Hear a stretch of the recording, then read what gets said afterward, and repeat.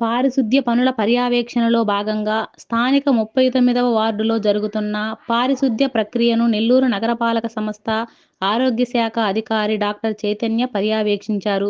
Secretary, inspector, సూపర్వైజర్లతో కలిసి ఆయన పర్యటించారు.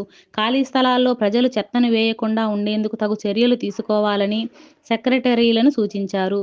39వ వార్డులో 5 బ్లాక్ స్పాట్లకు గాను 2 గ్రీన్ స్పాట్లుగా మార్చగా మిగిలిన 3 కూడా గ్రీన్ స్పాట్లుగా మార్చాలని సూచించారు.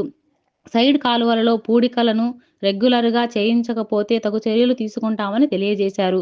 ప్రతిరోజు మేస్త్రి, సెక్రటరీ వార్డు మొత్తం తిరిగి ప్రజలతో మాట్లాడుతూ వాళ్లకున్న పారిశుద్ధ్య సమస్యలను వెంటనే పరిష్కరించాలని ఆదేశించారు. అలాగే కాలువలలో ఉన్న చౌక్ పాయింట్‌ని ప్రతిరోజు తీస్తూ ఉండాలని ఆదేశించారు. అదేవిధంగా దోమల వల్ల వచ్చే అనారోగ్య సమస్యల నివారణ కొరకు ఫాగింగ్, స్ప్రేయింగ్ ఆయిల్ బాల్స్ ప్రక్రియను కొనసాగించాలని సూచించారు. విరిగిపోయిన చెట్టు కొమ్మలను, స్తంభాలకు వేలాడుతున్న కేబుల్ వైర్లను ఎప్పటికప్పుడు తీసివేయవలసిందిగా ఆదేశించారు.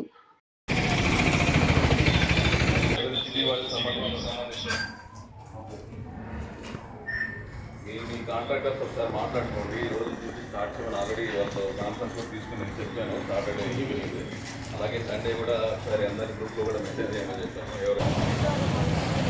ఎవరు చెప్పలేదా? ఎవరో తెలుసు.